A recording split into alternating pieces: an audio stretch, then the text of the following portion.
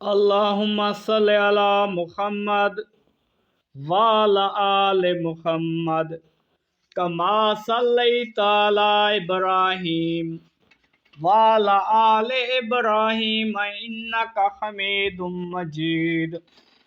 اللہم بارک علی محمد وعلی آل محمد کما بارکت علی ابراہیم وعلی آل ابراہیم انک حمید مجید۔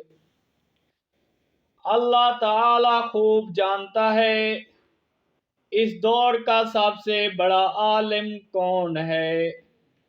پوچھنے والے نے یہ بات حضرت موسیٰ علیہ السلام سے پوچھی تھی۔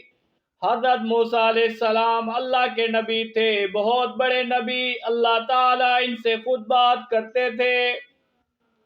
اسی وجہ سے حضرت موسیٰ علیہ السلام کو کلیم اللہ کہا جاتا تھا۔ کلیم اللہ کا مطلب ہے اللہ سے کلام کرنے والا۔ اللہ نے حضرت موسیٰ علیہ السلام کو بہت سارا علم دیا تھا۔ پوچھنے والے کے جواب میں حضرت موسیٰ علیہ السلام نے کہا کہ مجھے اللہ نے سب سے زیادہ علم دیا ہے۔ اللہ تعالیٰ کو یہ بات پسند نہیں آئی۔ حضرت موسیٰ علیہ السلام سے فرمایا گیا کہ تم کو یہ کہنا چاہیے تھا کہ اللہ کو ہی صحیح معلوم ہے کہ اس دور کا سب سے بڑا عالم کون ہے۔ پھر ارشاد ہوا جہاں دو سمندر ملتے ہیں وہاں ہمارا ایک بندہ ہے جو بعض معاملات میں تم سے بھی زیادہ علم رکھتا ہے۔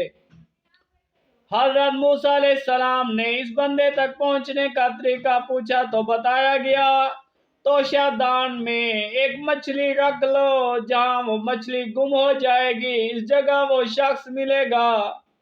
حضرت موسیٰ علیہ السلام نے اپنے صحابی حضرت یوشع بن نون کو ساتھ لیا اور اس بندے کی تلاش میں نکل کھڑے ہوئے۔ چلتے چلتے بہت دیر ہو چکی تھی۔ حضرت موسیٰ علیہ السلام بھی چلتے چلتے تھک چکے تھے۔ تھکن سے چور ہو کر آپ علیہ السلام نے ایک پتھر پر سر رکھا اور سو گئے۔ پکی ہوئی مچھلی یکایک زندہ ہو گئی اور توشہ دان سے نکل کر سمندر میں چلی گئی۔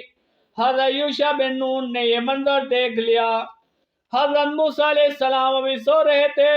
جب حضرت موسیٰ علیہ السلام جاگے تو سفر دوبارہ شروع کر دیا۔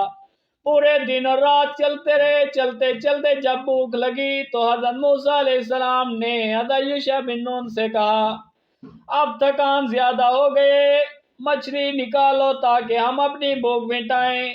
تب حضرت یوشع بن نون نے کہا کہ میں آپ کو بتانا بھول گیا تھا کہ جب ہم چٹان پر لیٹے ہوئے تھے تو وہاں یہ حیرت انگیز واقعہ پیش آیا کہ مچھلی توشہ دان سے نکل کر سمندر میں چلی گئی۔ حضرت موسیٰ علیہ السلام نے فرمایا کہ وہی تو وہ جگہ تھی جس کی ہمیں تلاش تھی۔ یہ کہہ کر واپس لوٹے۔ انہیں سفر واپس طے کر کے جب دوبارہ اسی جگہ پہنچے تو چٹان کے پاس ایک بزرگ بیٹھے ہوئے ملے۔ مفسرین فرماتے ہیں وہ بزرگ حضرت خضر علیہ السلام تھے۔ حضرت موسیٰ علیہ السلام نے ان سے کہا اللہ نے آپ کو جو علم دیا میں وہ آپ سے سیکھنے آیا ہوں۔ حضرت خضر علیہ السلام نے کہا تم میرے ساتھ صبر نہیں کر سکو گے۔ حضرت موسیٰ علیہ السلام نے وعدہ کیا کہ انشاءاللہ آپ مجھے صبر کرنے والا پائیں گے۔ حضرت خضر علیہ السلام نے کہا تو پھر آپ کو اس شرط کی پابندی کرنی ہوگی کہ جب آپ میرے ساتھ رہیں تو میں جو کچھ کروں اس کے متعلق آپ مجھ سے کوئی سوال نہیں کریں گے۔ حضرت موسیٰ علیہ السلام نے یہ شرط منظور کر لی۔ دونوں روانہ ہو گئے۔ چلتے چلتے جب سمندر کے کنارے پہنچے تو انہیں کشتی نظر آئی۔ جب خضر علیہ السلام نے کشتی کا کرایہ پوچھا، کشتی والے نے انہیں جانتے تھے۔ انہوں نے کہا حضرت خضر علیہ السلام سے کرایہ لینے سے اس نے انکار کر دیا۔ بہت اصرار کرنے کے بعد دونوں کو کشتی پر سوار کر لیا۔ جب کشتی چلی تو حضرت خضر علیہ السلام نے کشتی کا ایک تختہ اکھاڑ کر کشتی میں سوراخ کر دیا۔ حضرت موسیٰ علیہ السلام سے رہا نہ گیا، کہنے لگے آپ عجیب آدمی ہیں، کشتی والے نے تو احسان کیا، مفت میں سوار کر لیا، آپ نے احسان کا بدلہ یہ دیا کہ ان کی کشتی میں سوراخ کر ڈالا۔ حضرت خضر علیہ السلام نے کہا میں نہ کہتا تھا کہ آپ میرے ساتھ صبر نہیں کر سکیں گے۔ حضرت موسیٰ علیہ السلام نے کہا کہ معاف کیجئے میں بھول گیا تھا، بھول چوک پر میرے ساتھ سختی نہ فرمائیں۔ کشتی کنارے پر پہنچ گئی، دونوں اتر کر ایک طرف چل پڑے۔ ایک میدان میں کچھ بچے کھیل رہے تھے، حضرت خضر علیہ السلام آگے بڑھے اور ان میں سے ایک بچے کو پکڑ کر قتل کر دیا۔ اب تو حضرت موسیٰ علیہ السلام پھر بڑک اٹھے، کہنے لگے ناحق ایک معصوم بچے کی جان کو آپ نے مار ڈالا۔ حضرت آخر اس نے کیا کیا؟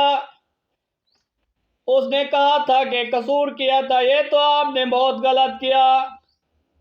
حضرت خضر علیہ السلام نے کہا میں تو پہلے ہی کہہ چکا تھا کہ آپ میرے ساتھ رہ کر صبر نہیں کر سکیں گے۔ حضرت موسیٰ علیہ السلام نے پھر معذرت کی اور کہا اس مرتبہ پھر غلطی نظر انداز کر دیجئے، اگر اب میں بولا تو بے شک کوئی عذر باقی نہ رہے گا۔ وہاں سے آگے بڑھے تو ایک ایسی بستی میں پہنچے جو خوشحال اور مالدار لوگوں کی بستی تھی۔ انہوں نے بستی والوں سے کہا کہ ہم مسافر ہیں، ہمیں کھانا اور ٹھکانا چاہیے، مگر ان امیر کبیر لوگوں نے ان کی مہمان نوازی کرنے سے صاف انکار کر دیا۔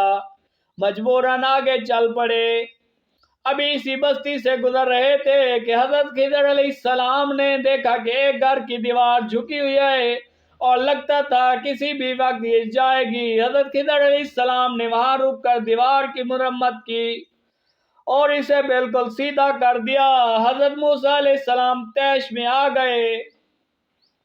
جس بستی والوں نے آپ کی مہمان نوازی کرنے سے انکار کر دیا، ان کا کام آپ مفت میں کیسے کر رہے ہیں؟ اللہ کے بندے، اور کچھ نہیں تو ان سے اس دیوار کی مرمت کرنے کی مزدوری ہی لے لیتے تاکہ ہم اس سے کچھ خرید کر کھا پی لیتے۔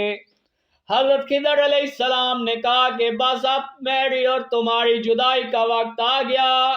انہوں نے حضرت موسیٰ علیہ السلام کو سمجھایا میں نے وہ سب کام اللہ کے حکم سے کیے جن پر آپ صبر نہ کر سکے۔ سب سے پہلے کشتی کا معاملہ، وہ کشتی غریب لوگوں کی تھی جو سمندر میں مزدوری کرتے ہیں۔ وہ جس طرف جا رہے تھے وہاں ایک ظالم بادشاہ ہے جو اچھی کشتیاں زبردستی چھین لیتا ہے۔ میں نے ان کی کشتی خراب کر دی تاکہ بادشاہ اس پر قبضہ نہ کر سکے۔ نمبر 2، جس لڑکے کو میں نے قتل کیا اس کے ماں باپ اللہ پر ایمان رکھنے والے لوگ ہیں، مگر یہ لڑکا بڑا ہو کر باغی، سرکش اور کافر بنتا۔ اب اللہ تعالیٰ انہیں اس سے بہتر لڑکا دے گا جو دیندار بھی ہوگا اور اپنے والدین سے محبت بھی کرے گا۔ نمبر 3، جس دیوار کی میں نے مرمت کی تھی وہ اس شہر کے 2 یتیم بچوں کی تھی۔ ان کا باپ نیک آدمی تھا، اس نے اس دیوار کے نیچے اپنے بچوں کے لیے ایک خزانہ چھپا رکھا تھا۔